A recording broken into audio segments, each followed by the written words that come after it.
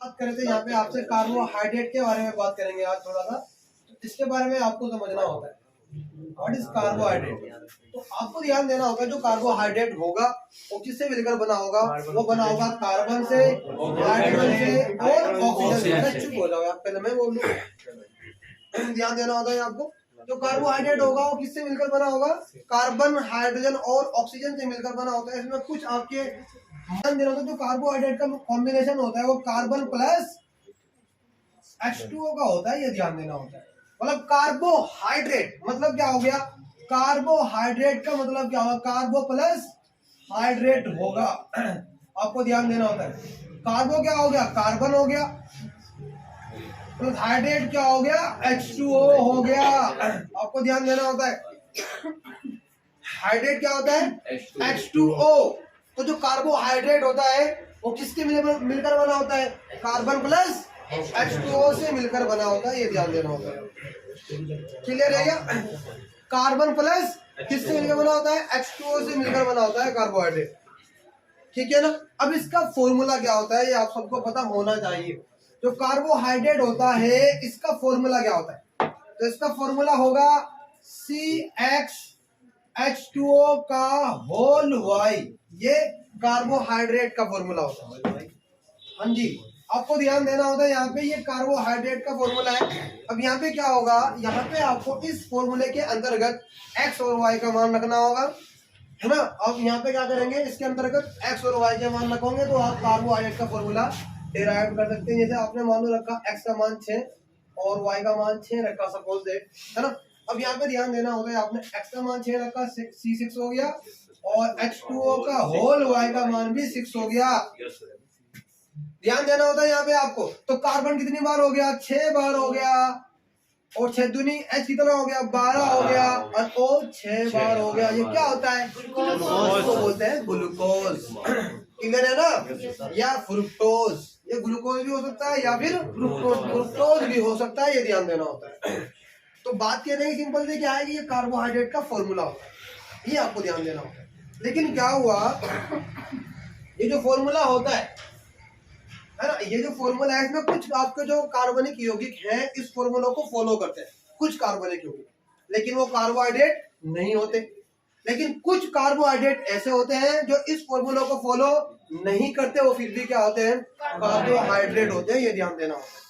क्या बोला हमने यहाँ पे, जैसे सपोज दैट हमने यहाँ पे x का मान 1 रखा, y का मान 1 रखा, है ना, यहाँ पे ध्यान देना होता है। तो हमने क्या बोला आपसे यहाँ पे, जैसे कि आपने x का मान 1 रखा, C1 हो गया, H2O का होल 1 हो गया, तो C यहाँ पे एक ही बार है, H आपका 2 बार हो गया और O 1 बार हो गया। अब ये क्या होता है, CH2O, इसको ऐसे लिख सकते हैं HCHO। HCHO क्या होता है, फॉर्मल्डिहाइड। क्या होता है ये कार्बोहाइड्रेट नहीं होता, ये कार्बोहाइड्रेट नहीं होता। लेकिन ये इस फॉर्मूला को क्या कर रहा है, फॉलो कर रहा है, पता नहीं कर रहा है, लेकिन ये क्या है, कार्बोहाइड्रेट नहीं है। जैसे आपने x का मान 2 रखा, y का मान 2 रखा, सपोज दैट, आपको ध्यान देना होता है यहाँ पे क्या होगा, आपने इसमें x का मान 2 रखा, C2 हो गया, इसमें रख रहे हो आप H2O का होल 2 हो जाएगा। अब यहाँ पे C2 हो जाएगा, 2 दूनी 4, 2H2 पे तो होगा बेटा, ध्यान दो यहाँ पे, तो O2 हो जाएगा, ध्यान देना होता है आपको यहाँ पे। अब ये क्या होता है, अब जानते ये होता है, ये CH3COOH होता है। देखो कितनी बार से आया हुआ, 2 बार, H कितनी बार आया हुआ, 4 बार, 3 और 1 4, और O कितनी बार आया हुआ, 2। ये होता है एसिटिक एसिड, सिरका, विनेगर होता है। क्या ये कार्बोहाइड्रेट है क्या, नहीं है। क्लियर है क्या। तो ये दोनों क्या कर रहे हैं, इस फॉर्मूला को फॉलो कर रहे हैं, लेकिन ये कार्बोहाइड्रेट नहीं है, आपको ध्यान देना होता है। लेकिन कुछ कार्बोहाइड्रेट ऐसे होते हैं इस फॉर्मूला को फॉलो नहीं करते, वो फिर भी क्या होते हैं, कार्बोहाइड्रेट होते हैं। जैसे आपने एक नाम सुना होगा DNA।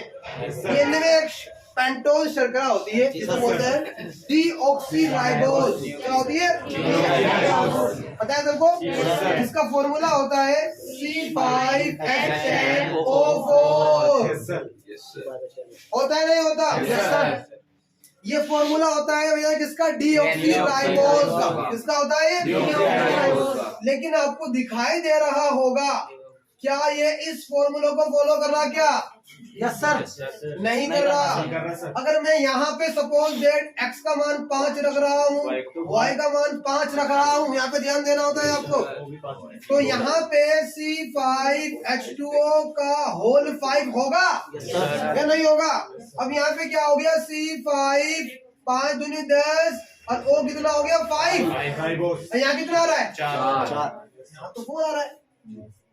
और ये वाला बोलो, अगर आपने x और y का मान आपने 5 रखा तो ये निकल के आ रहा, ये तो निकल के नहीं आया। कि अगर आप यहाँ पे x का मान 4 भी रखें और y का मान 4 भी रखें तब भी देखते हैं क्या फॉलो कर रहा है उसको। C4H2O का होल 4 होगा, ध्यान देना होता है आपको। तो यहाँ पे क्या होगा, C4 4 दूनी आपको कितना हो गया 8 हो जाएगा और O 4 होगा। यहाँ पे O तो सेम हो गया बट कार्बन अलग हो गया और कार्बन H अलग हो गया। तो ये आपको ध्यान देना होता है कि ये जो आपका डीऑक्सीराइबोज शुगर होती है, पेंटोज शर्करा होती है, ये इस फॉर्मूले को फॉलो नहीं करती फिर भी, लेकिन क्या है फिर भी ये कार्बोहाइड्रेट है। तो इसका मतलब क्या हुआ कि ये फॉर्मूला था, इससे कुछ कंपाउंड के बारे में आपको पता लग गया कि जो इसको फॉलो कर रहे हैं वो आपके कार्बोहाइड्रेट नहीं है, और जो कार्बोहाइड्रेट इसको फॉलो नहीं कर रहे वो फिर भी क्या है। तो फिर क्या हुआ, कार्बोहाइड्रेट की नई परिभाषा लॉन्च हुई। वो क्या थी, इसके बारे में आपको समझना होगा। वो क्या होती है, मतलब ऐसे कोई भी कार्बनिक यौगिक, ऐसे कोई भी कार्बनिक यौगिक जिसका जल अपघटन करने के बाद पॉलीहाइड्रोक्सी एल्डिहाइड या पॉलीहाइड्रोक्सी कीटोन मिलेगा। क्या बोला मैंने, पॉलीहाइड्रोक्सी एल्डिहाइड या पॉलीहाइड्रोक्सी कीटोन मिलेगा, उसको आप क्या बोलते हैं, कार्बोहाइड्रेट। तो क्या बोला हमने, ऐसे कोई भी कार्बनिक यौगिक जिसकी आपने जल से क्रिया करनी है, जल से क्रिया करने के बाद आपको क्या मिलेगा, पॉलीहाइड्रोक्सी एल्डिहाइड। मतलब OH कितने बार होगा, 2 या 2 से अधिक होगा और एल्डिहाइड एक बार हो गया। या पॉलीहाइड्रोक्सी कीटोन, मतलब OH आपको 2 या 2 से अधिक है और कीटोन कितनी बार आया हुआ है, एक बार आया हुआ है। तो ये ध्यान देना होता है आपको, उसको आप क्या बोलते हैं, कार्बोहाइड्रेट। क्लियर हुआ? तो ये चीज आपको ध्यान देनी होगी, इसमें एक बार लिखेंगे।